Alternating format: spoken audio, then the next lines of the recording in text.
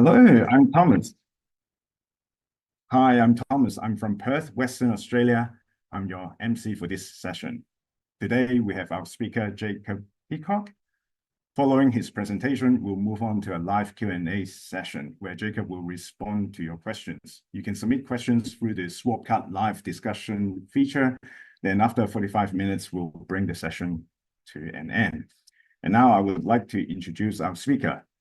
Jacob is a research scientist at Stanford University and trustee at Food Systems Research Fund, focused on farm animal efficacy. His work has examined informational interventions to reduce meat consumption, like documentaries and classroom education, plant-based analogs to meat, butter, and milk, methods for measuring changes in animal product consumption, and the impact of cage-free campaigns, amongst other topics. Previously, he has managed research at Rethink Priorities and served as director of the Humane League Labs. He earned a Bachelor of Science in Computational and Integrative Biology from Rutgers University. Now, today, Jacob will talk to us about the topic, price, taste, and convenience competitive plant-based meat would not currently replace meat. I'm really excited to hear more about this. So over to you, Jacob. Introduction, Thomas, and thank you all in the audience for coming out with me, coming out to the talk to hear me talk a bit about plant-based meat. Hopefully it won't be too boring. If you're already convinced of the thesis, you can leave now. I won't be offended. It's right there in the title, so spoilers are right up front. I have a lot to cover, so we can jump right in here. Oops, there we are. Hopefully you're all familiar just with the basics here, but if not, here's some plant-based meats, like the Impossible Burger. This is what I'm talking about, is these sorts of novel plant-based meat products that are designed to emulate animal-based meat products and have some similarity to animal-based meats in their taste, their texture, their appearance, and ideally in all ways similar to animal-based meat. So I'm going to be talking about this thesis that's been fairly prevalent in animal advocacy over the years, the idea that a majority of current consumers would continue, excuse me, got this backwards. Here's the view that the thesis I'll be defending in the talk, is the idea that a majority of current consumers would continue eating primarily animal-based meat, even if plant-based meats were price, taste, and convenience competitive. People have put forward the idea that if we could reach these three criteria for plant-based meats, we might see a really wide sea change in consumer behavior around meat eating. Unfortunately, I don't think this is the case, and I hope to lay out the case why that's true in the talk here today. So to start, let's just think through a thought experiment, which any good EA talk starts with a thought experiment. Unfortunately, this one might be a tad bit boring, in that I want you to imagine walking down a grocery store aisle and there's thousands of products and you need to make a choice. What are you going to buy? And think about like what sort of factors might go into that decision. We can actually look in the academic literature at the food choice psychology and economics research and find that there are dozens of factors that have been examined that cause people to make different food choices. And you can imagine this is probably pretty important for people actually getting out of the grocery store on time, since there are thousands of products to choose between. You don't need to study the details of this chart. The main point here is that from academic psychology, we know that there's a huge range of factors involved in food choice. So where did this idea that price, taste, convenience, competitive plant-based meats might largely displace animal-based meats, where did this come from? We can look back to the origins of this hypothesis. And it actually comes down to a series of surveys that look a bit like this. They just kind of ask people, how much of an impact do the following have on your decision to buy foods and beverages? And of course, they ask about price and taste and convenience. And a couple observations about these surveys don't really start us off on a strong foot here to support this idea. First of all, they don't actually tend to find that price, taste, and convenience all rank top. In fact, they tend to find that nutrition is quite important too, healthfulness. And you might notice from these rankings, these are from 3 different studies here, that there's really only a handful of factors that the studies were looking at. So the original surveys that supported the sort of price, taste, convenience hypothesis don't actually rank those factors as top three, and they really don't have very many factors involved at all. And you can imagine maybe if there are more factors, fewer people would rank them as top three. Next, we also have to consider that individual people, like one person, doesn't necessarily resemble the average. And similarly, these surveys are just what people say on a survey. They don't actually reveal what people do behaviorally. So instead, I want to try and get into some of that research that we have to actually look at if we reached this convergence of three factors of price equivalence, taste equivalence, and convenience equivalence for plant-based meats, what would happen? That's sort of the open question we're trying to answer here. But to do that, first, we need to think about what does it mean for something to be price equivalent? And I think on its surface, this can sound like really straightforward. Like, of course, it means they're the same price. Like, what else is there to price equivalence? But in fact, we know that the prices of beef, for example, are not constant. They change all the time. So maybe we need to like hit the average price over time, or maybe the lowest price ever. That would kind of make sense so that every time someone goes in the grocery store, the plant-based meat is always cheaper. Or maybe just like the average recent price. There's lots of different possible interpretations here. And we can see evidence from other areas of research from other existing plant-based analogs that maybe prices don't always work the way we expect that they might. Particularly this idea of price substitution, that if we bring down the prices of an animal-based product, you can see this ratio here, this change in sales of that animal-based product might go down if we reduce the prices of the plant-based product. This is called cross-price elasticity of demand. And we're just going to look at one historical example to help motivate, like, why might price equivalence and price substitution be a little bit more complicated than we expect. We're not going to dive into like all the details of this graph. It looks at a butter and margarine system. So imagining sort of butter as the analogy to plant-based meat to animal-based meat, and margarine as the analog to plant-based meat. And what we see across a lot of literature is that these price effects are not quite as consistent as we'd hope. So maybe there's something more here in terms of what affects people's choice between butter and margarine. Similarly, when we think about taste equivalence is not so straightforward. In fact, the psychology of taste and the cognitive science of taste tells us that perceptual experiences are supported by one's context when consuming the food. So it's not merely a fact of the ingredients of the contents of the food, but instead both social and environmental factors which can impact taste and consumption in a sensory or cognitive manner. So that means like literally what your tongue is tasting is the sensory part, but also the cognitive aspect of how you process that taste in your mind. And we can actually see experimentally that this really does make a difference. Here's a study where they blinded one group of people, so prevented them from seeing which burger they're eating, and the other group was informed. And when you have those people rank the burgers and say, what do they think of them? You can see the Impossible Burger, the Beyond Burger, and then of course a beef burger were all considered in the study. The rankings can actually be affected by which condition the people were in. So whether they saw the type of burger that it was, and they actually used different labels. They didn't call it the Impossible Burger. They called it a protein patty. That's neither here nor there. The point here is that these sort of blinding or informed or other cognitive and contextual information can actually change what you think of the product that you're eating. And again, this brings us to the question of what is taste equivalence? How do we get there? In this talk, we'll focus on one particular interpretation and one way we can get there, which is thinking about the Impossible Burger. Which did rank first in this taste test, for example. And in some other taste tests, it has been relatively suggestive that this tastes a lot like animal-based meat.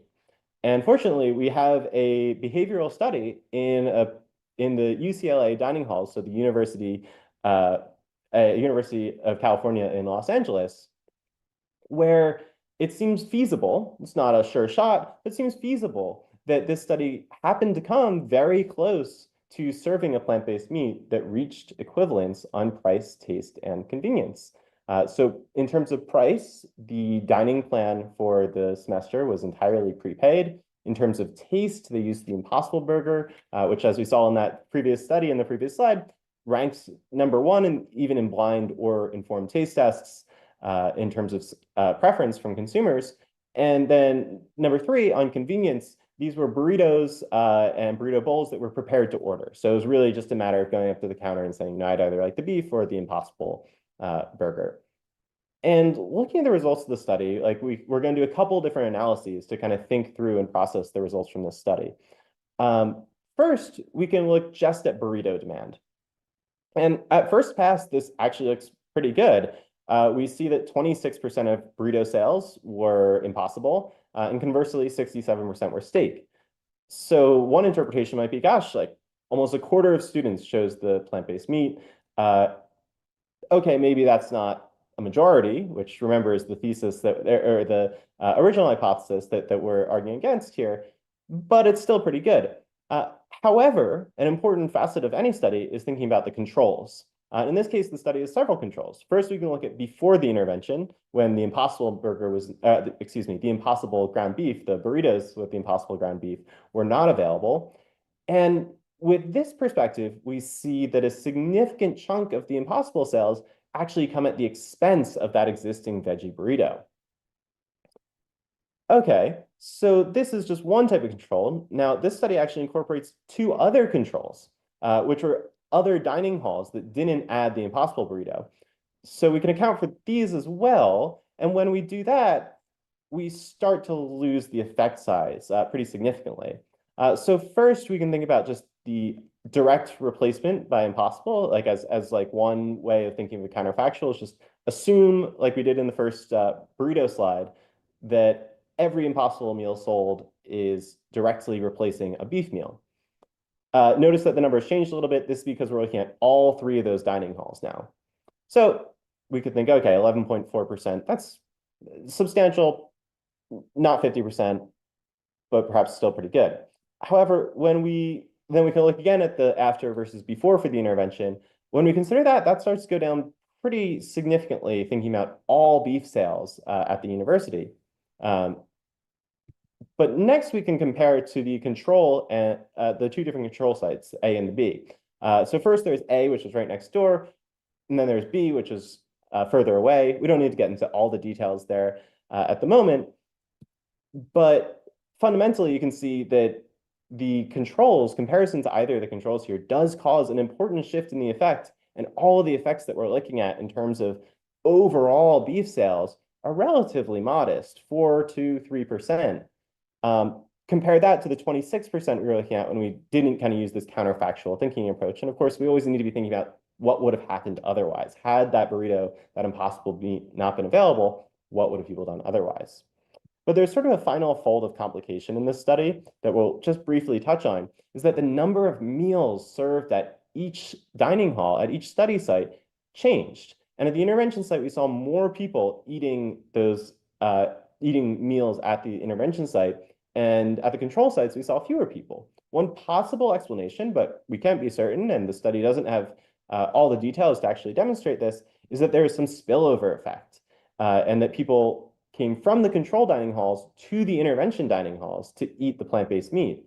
And this is further supported because they actually did a whole advertising campaign to promote the Impossible meat that was added to the menu and get out the word to the students that this is like possibly beneficial, has some environmental benefits, and they really did a lot to promote it. And that might have brought people from the control sites to the intervention site and thus made the effect.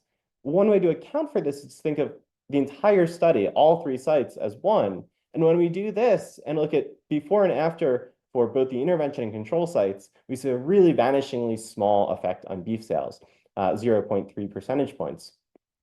And to be clear, we're not 100% sure. This study has a lot of complications to it, but the overall take-home message here is even at very close to price, taste, convenience equivalence in this particular study, we really don't see the sort of dramatic shift that we might expect. And in fact, for some interpretations, it's a really modest shift that we see, despite selling a decent amount of the Impossible beef that was added to the menu.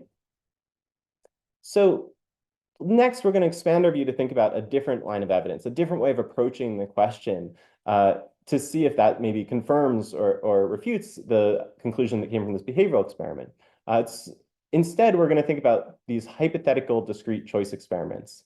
And that's where you pretty much just ask people, hypothetically, which of these would you choose? And you can see like one of the example setups right here on the screen. You can change the price. You can tell people that the two burgers taste basically the same, have them sort of imagine taste equivalence. And then, of course, convenience-wise, like, both burgers are on the screen. You can just click on them. Now, mind you, this is like much less direct evidence than the experiment we were looking at earlier. But overarchingly, this is another way to approach the question. And we can, in some sense, guarantee that people think of that taste equivalence is achieved, at least insofar as we tell people that. In practice, they might not believe it. But that's also true in a dining hall and in a realistic setting as well, in a naturalistic setting.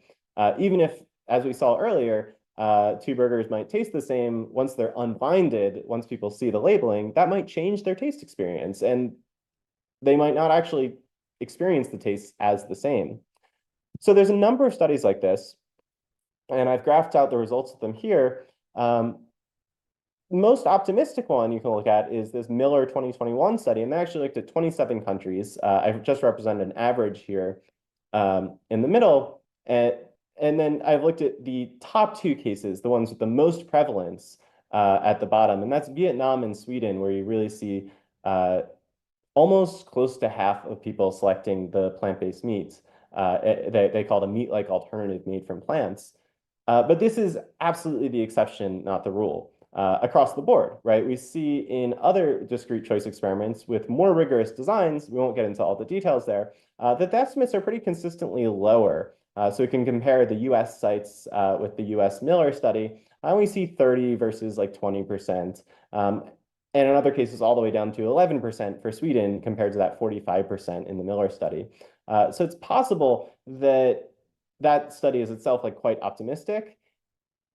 And overall, for these sorts of hypothetical discrete choice experiments, we really do get the same confirmation of the result we saw in the UCLA study, that a small minority of people, 25%, 11% are choosing them in these discrete choice experiments, where to some extent, price, taste, convenience equivalence might be achievable.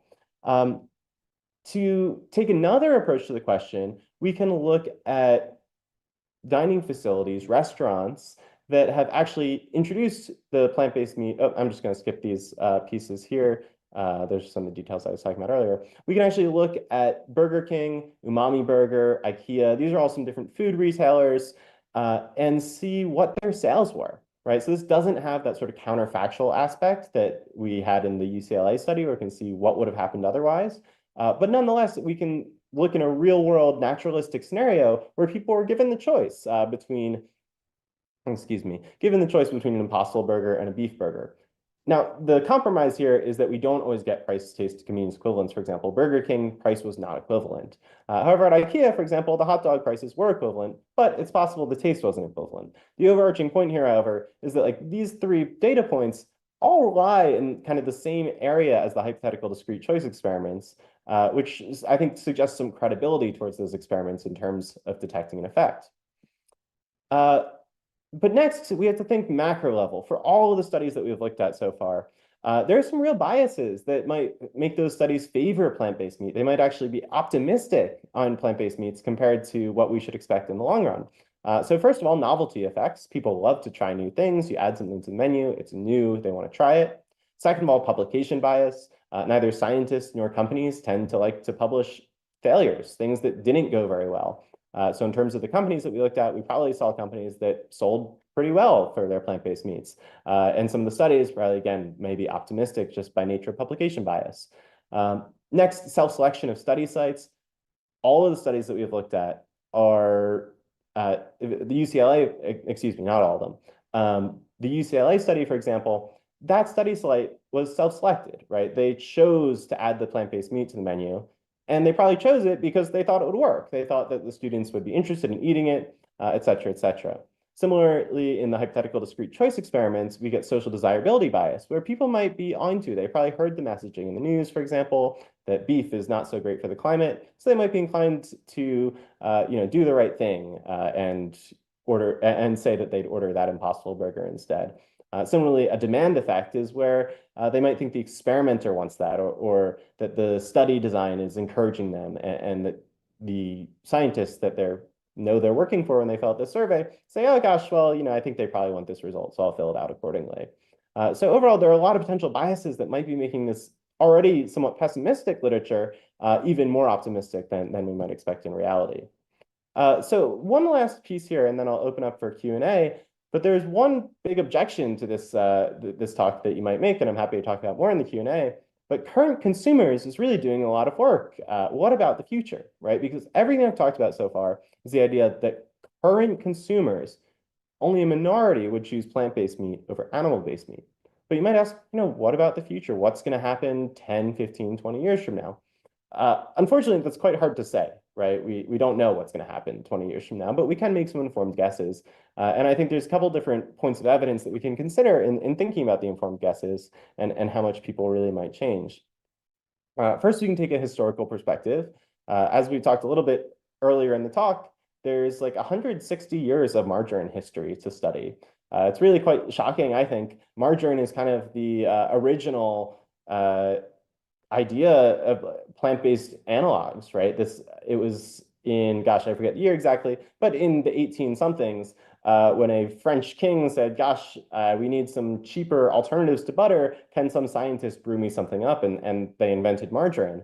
So it's really been around for quite some time, and yet we still see a thriving butter market. We just don't see a huge level of displacement, despite margarine being cheaper than butter, probably tasting very, very similar in some studies, and then, of course, being equally convenient. Now, there's big asterisks there. Is this analogous in terms of health, for example? There's been a lot of health scares around margarine, and there's a lot more to go into there, but we'll save that for later. We can talk more about in the Q&A. Next, we can think about thousands of years of history of plant-based meats in China and other East Asian countries. I think sometimes there's a bit of a Americentric focus in terms of alternative proteins and thinking about these as like a very novel Western idea. Whereas, in fact, historically, there have been a lot of attempts to replicate the experience of meat eating in some East Asian cuisines, especially among like religious Buddhist cuisines. Next, we can think about how are consumer preferences changing over time. So far, there's not a ton of analysis on this question, but what does exist doesn't really show a huge obvious shift. And then, of course, if you look at sales of plant-based meat in the US, for example, we really have seen a significant plateau rather than a huge rise. But again, we have not achieved price, taste, convenience for all products by a long shot. So that's not damning evidence by a long shot. It is just one consideration, though. Excuse me. Next, we can think about social norms as well, which is like sort of a view of how society's perspective on plant-based meats might change over time. So you might think about like the idea of eating plant-based meat versus don't eat meat. Maybe the eat plant-based meat meme is more appealing and might be more likely to cause a shift in social norms. On the other hand, we can look at some studies where they try and manipulate social norms, which I'm not going to get into all the details there, but there are real limitations to how much we can manipulate social norms in a naturalistic way. But in any event, they tend to find small or null effects with some exceptions. But nonetheless, maybe there is a real possibility this will work better in the future. But certainly at current, it doesn't seem to accord with the idea that price, taste, convenience equivalence would be a really dramatic shift in consumer behavior. So in summary, first of all, these ideas of like price, taste, convenience equivalence are not well defined. And like when we have these conversations and try and think about how to revise the model, we really need to start just with, well, these terms aren't even well defined. It's not even clear how exactly to achieve price, taste, convenience equivalence and what criteria need to be met. Next, we have shown that price, taste, convenience likely don't determine food choice. Those just aren't the core three factors that are the primary determinants of food choice collectively. There's lots of factors out there. There's social and cultural and familiarity and social norms. There's just a lot going on in food choice. It's a complex biopsychosocial phenomena, and it's not simply summed up in three factors. Next, of course, kind of the main point here is that meat is likely preferred even to competitive plant-based meat. Even if you reach this PTC trifecta, it's not clear that a majority of consumers would really choose it. And finally, one point that I didn't go into as much, but I think is still interesting to think about, is that tasty might be more important than tastes the same. It's possible that the gustatory experience, the experience of taste, it's very subjective. And maybe it's more important that we put out products that just taste good, people like them in some sense, rather than they try and narrowly taste exactly like meat. Um, in any event, I think these are like four reasonable takeaways for the talk. I'll put up a little bit of information here. This talk is actually also written up as a paper that has way more detail and way more argumentation and whatnot. So I encourage you, if you found the talk interesting or useful or thought it was completely wrong, maybe take a look at the paper too and see if that convinced you otherwise. Or you can find some fatal flaws. Feel free to email the fatal flaws if you find them. But if you did just find the talk fantastic, then please go on social media and you can find me here on Blue Sky or Twitter and say how great it was instead. So in that event, thank you all so much for taking the time to listen. And I'll open it up for Q&A. And I think we're like right on time. Okay, thank you very much, Jacob. Yeah, That you're was welcome. really interesting. And just from personal experience, I originally grew up in Hong Kong, and Chinese mock meat made with soy protein has always been around, like decades ago. And I remember as a child, that was my favorite savory dish, right? And they come with various kinds, and they taste great, but they didn't taste like meat. They weren't made to be exactly like meat. And I remember I prefer that over eating meat. I grew up in a Oh, interesting. meat eating family, so I perfectly resonate with how tasting the same versus tasty. That is a great point. And so interesting to hear that the economist in me would automatically think, of course, same product, cheaper, feels the same, of course, that's great. Why is that not gonna work as intended? But also reading behavioral science, the psychology, the marketing, it's a lot more complex. So thank you so much for showing us your work in this area. So everyone, please drop your questions in the question section of the chat. I will kick off with the first one. Okay, I know this talk was about plant-based meat, but I'm immediately wanting to draw a parallel to plant-based milk adoption. Anecdotally, plant-based milks seem to be pretty common among individuals who are not plant-based. However, these alternatives have been popularly, sorry, I just lost the chat, popularly available in the market and at coffee shops in the West for decades. In comparison, realistic plant-based meats are relatively new to the market. Curious about your thoughts on this. Yeah, I also jumped there first when I started working on this topic, and I have another paper on plant-based milk specifically and their adoption, which I think from like an animal welfare perspective is mostly interesting as an analogous case, right? There are very few dairy cows, fortunately. But yeah, I think the analogy is like somewhat valid, and it's interesting, especially that we have a lot of time to develop over, right? Plant-based milks have been around for a while, and I do think there's something to learn there. One especially interesting observation I can share is that we see the same sorts of issues with price substitution that we talked about for margarine and butter in plant-based milks as well. And that's a little bit of a riddle in the literature, in my opinion. It's not clear whether that's like a methodological issue and these sorts of studies on price substitution and price effects are really noisy, or if that's just the way people behave and there's quite heterogeneous and some milks are substitutes, some are not substitutes. But yeah, there's definitely something to learn there if we haven't figured it out yet, however. But yeah, I do think they're a useful analogy. Okay, now here is a popular question. If providing a plant-based alternative isn't the method for reducing meat consumption, and that is the goal, what do you think are the promising approaches when it comes to reducing meat consumption?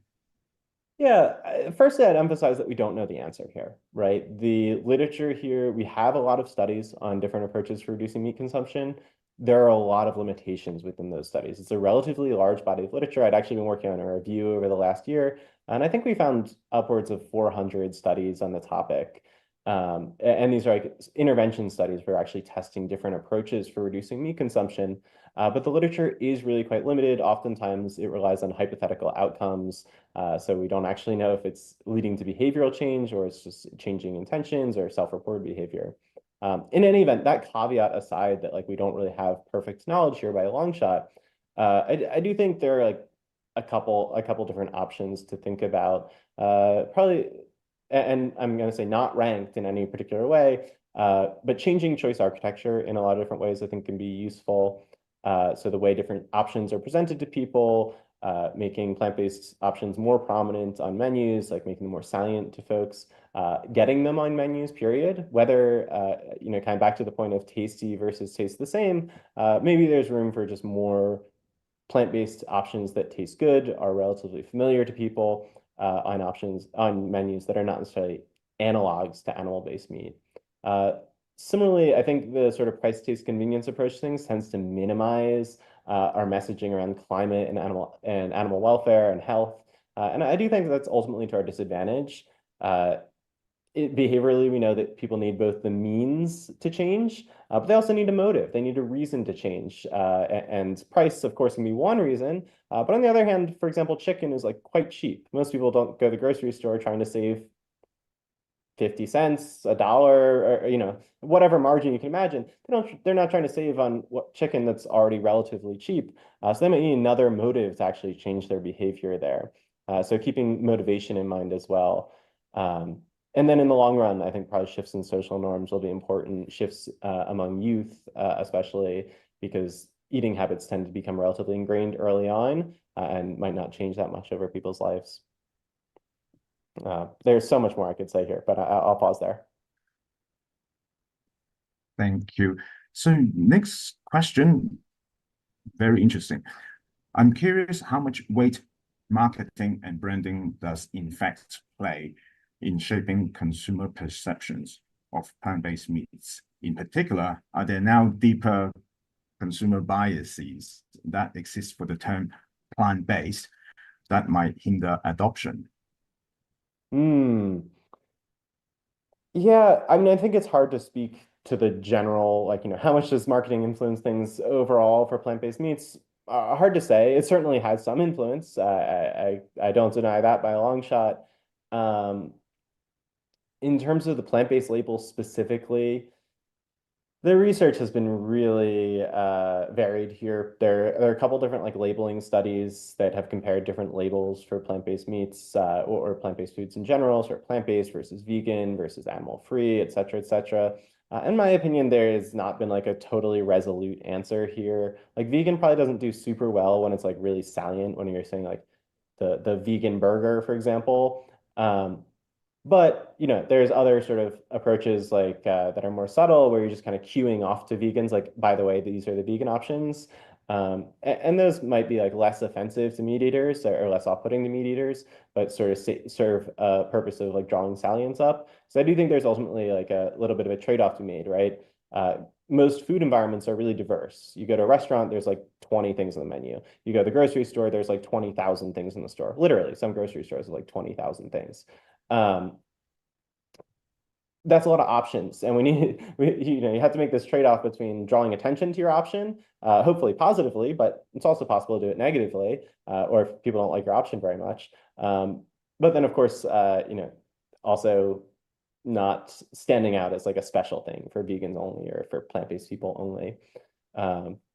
And yeah, marketing certainly matters a lot. I think it's a challenge of who should be the speaker as well. For example, my comment earlier about continuing to use some degree of environmental and animal welfare messaging is probably by and large less relevant to say like plant-based meat companies themselves. Not always, but by and large, a lot of companies will kind of stay out of the arena and mostly just talk about their product and their merits of their product. Although we have seen that changing some more in recent years with like more focus on health, for example. But one downside here is that like, right, marketing reality, it can be detached from marketing, right? People can perceive plant-based meats as very unhealthy when in fact they're probably just like about as unhealthy as an animal-based meat. And it doesn't really matter what the truth is there. So it does kind of come down to marketing. Yeah, So I'll stop there. There's, again, so much, marketing is a huge topic. I could say a lot about it. And if there's more specific follow-on questions I can answer as well, I'm happy to. Okay. There's this interesting question. I like the butter example, but it's not exactly the taste of butter. How would it be if it were exactly the same taste, like with a blind test?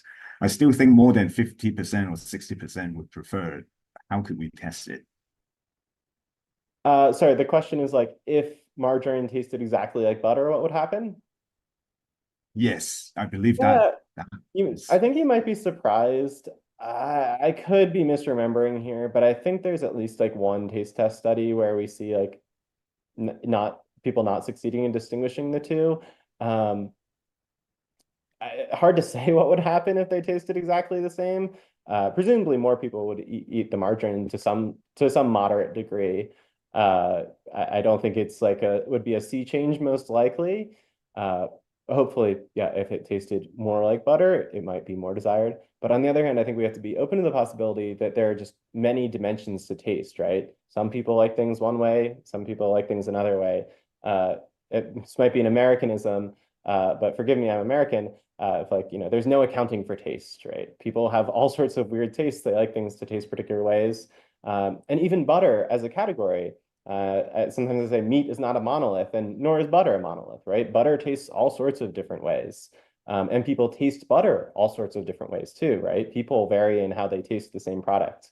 So I think one thing we can exploit as advocates trying to reduce meat consumption and animal product consumption is, instead of thinking that we need to hit this like perfect target of like exactly butter, think that butter is a big target, and we just need to get some points maybe in the butter realm. But also there's probably other spreadable salty fats that people might like to spread on their toast, even if they're not butter exactly or don't taste exactly like butter.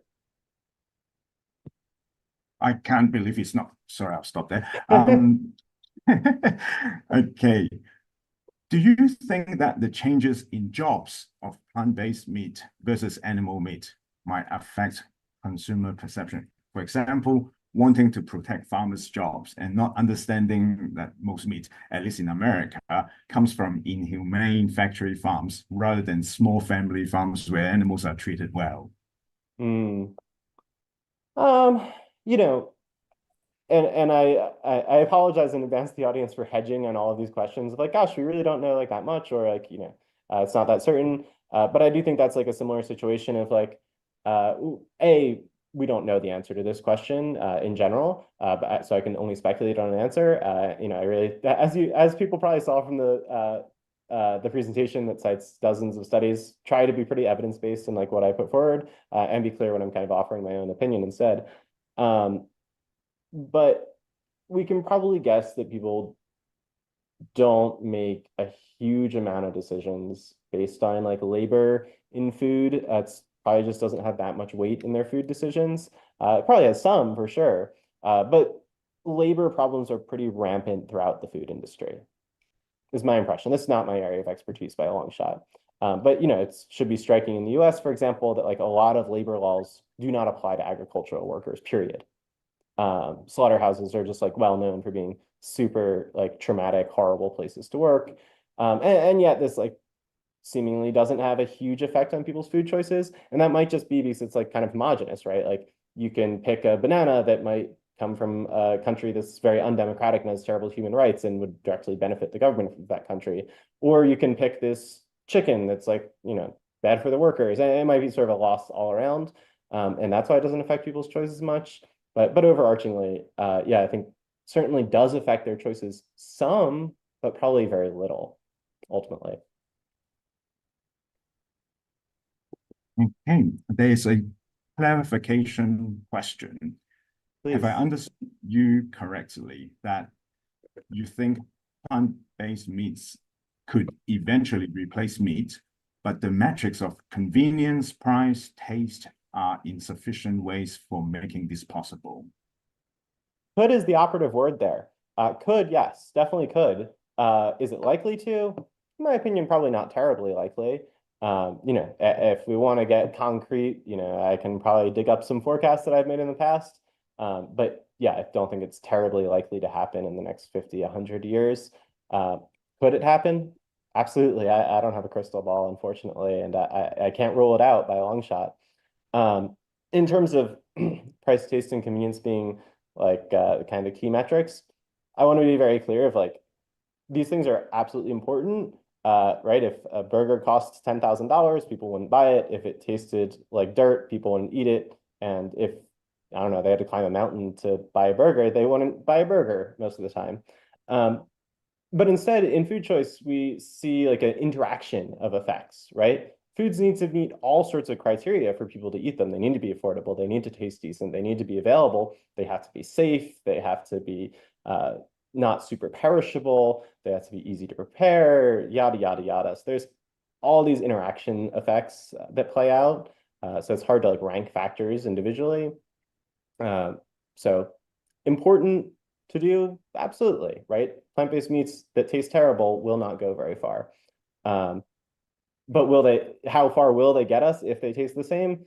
Probably not as much as some people think, and probably not super, super far. On the range of a lot of the effect sizes we saw in these different studies, 5, 10% sort of things. Okay. If plant-based meat won't replace meat, what role do you think plant-based meat will play? Is there any use for plant-based meat if it won't replace meat? Yeah, absolutely. And I'm not sure whether this question is saying like, would it replace any meat versus like, would it replace all meat? Because I do think it's likely that like, yeah, it will replace some meat, probably just not nearly as much as we want.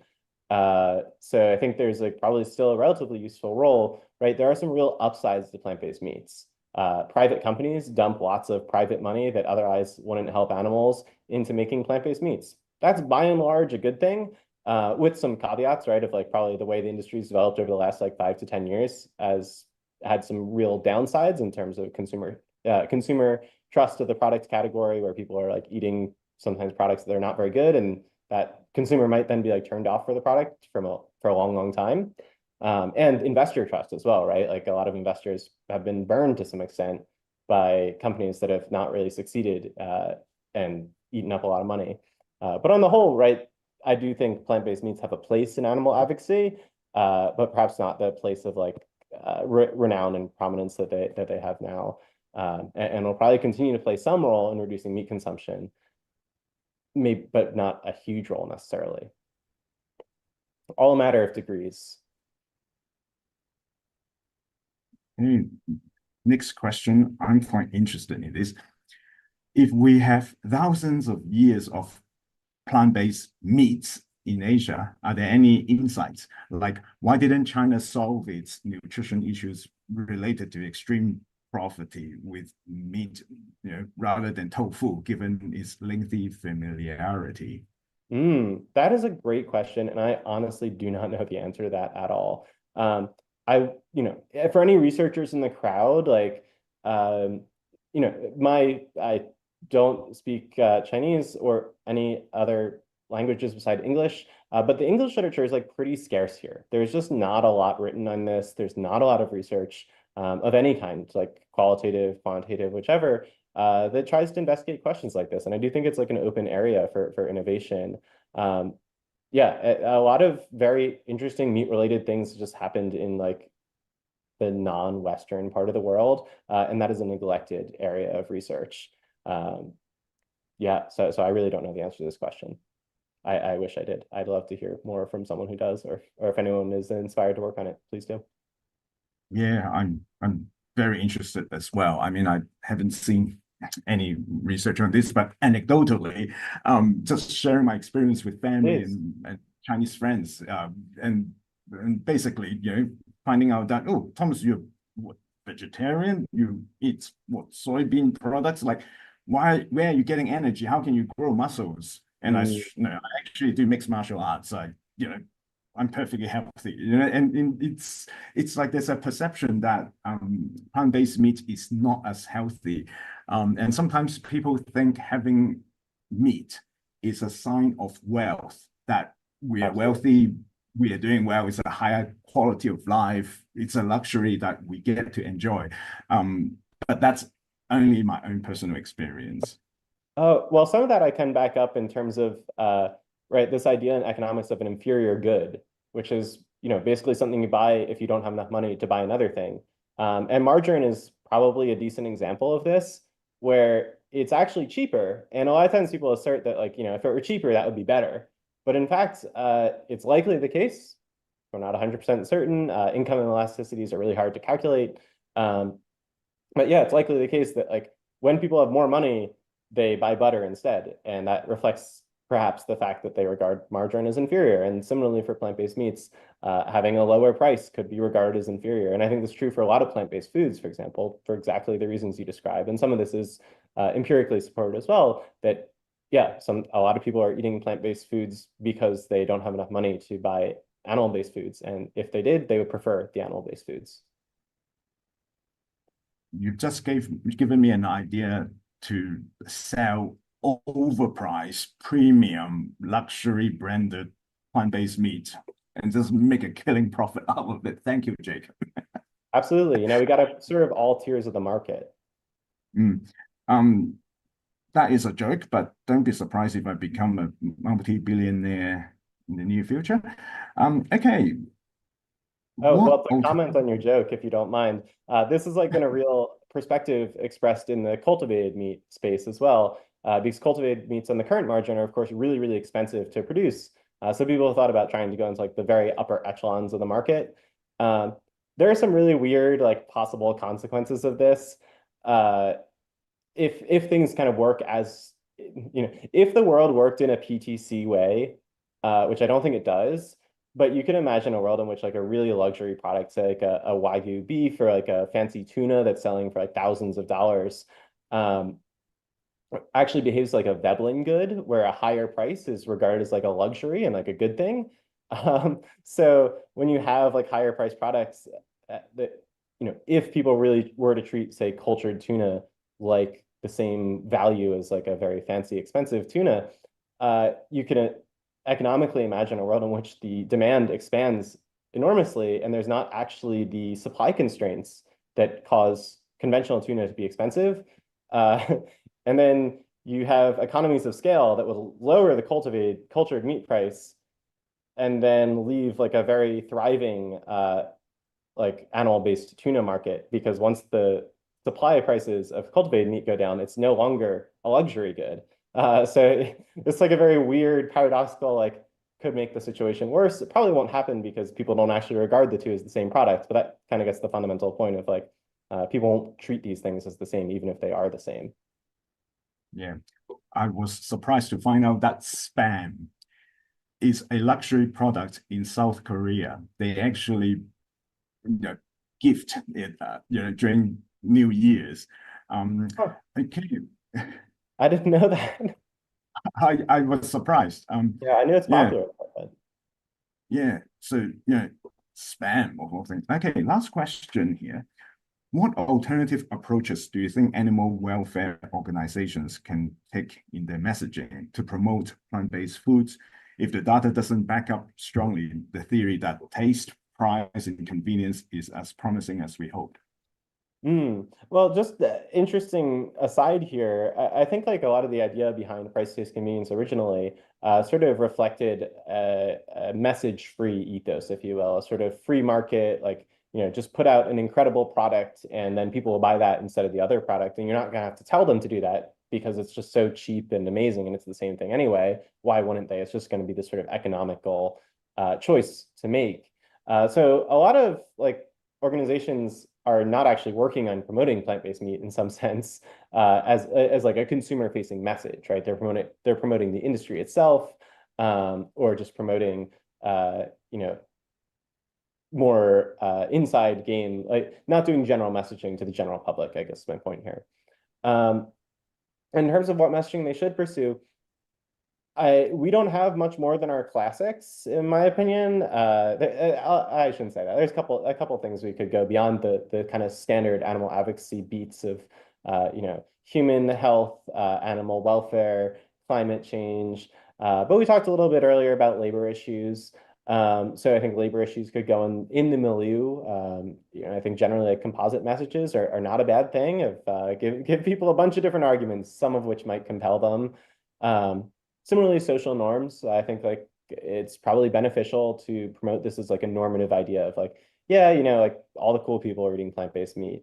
I do think there's, and I'm probably in a minority here among like animal advocates and effective altruist type folks who kind of think that a lot of the old school vegan advocacy just maybe wasn't like the worst idea of like, yeah, let's just get like really like strong martial artists to be vegan and be prominent about their veganism. But some of those sorts of like social influence tactics I think are probably worth pursuing still, whether that's like, be vegan or more just like, oh yeah, like all the strongest athletes eat plant-based meat. I'm not sure, and I think probably probably more towards the latter than the former. But in any event, the empirical answer here is that like messaging studies are complicated. We don't know the answer. It's not clear that there's like one message that trumps all others and that we should really pursue. But we probably should pursue a lot of messages. And I do think generally from a behavioral science perspective, we should like give people motive, give people a reason to change, rather than just relying on, it's the same product and it's cheaper, so buy it anyway. And unfortunately, meat is not electricity or other like commodity goods. It's like something, and it is economically a commodity, obviously, but people don't treat it as a commodity. They like have holidays that kind of worship it, like that apparently people gift spam as a luxury good, or in the US, we worship turkeys on Thanksgiving. So it's like this very weird kind of situation for this product. It's just not like other products in a lot of way, and food in general. There's not many products that you like physically put inside your body, and people feel very strongly about that sort of product. Yeah. Thank you so much, Jacob. And this concludes our session. Thank you very much for watching. Yeah, thank you so much, Thomas. I really appreciate it. And please feel free to reach out if I didn't answer anyone's questions. All my info is available. Cheers. Thank you. Go on.